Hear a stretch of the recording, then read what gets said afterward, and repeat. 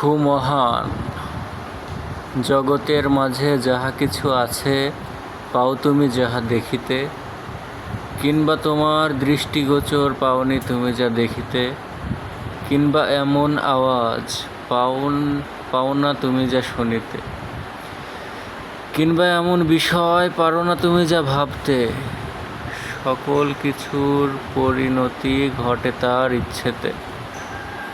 সুস্থতার জ্ঞান, সম্পদ ও সম্মান, যা কিছু তোমার ছিল বা আছে, যা কিছু তোমার আসবে কাছে, যাদের তুমি পেয়েছো পাশে, যারা তোমার থাকবে পাশে, যা কিছুই পাবে নিজের কাছে, সবই তাহার দান।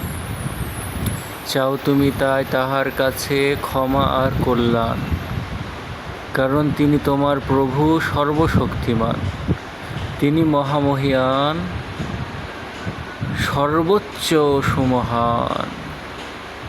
করো তার গুণগান, করো তার গুণগান।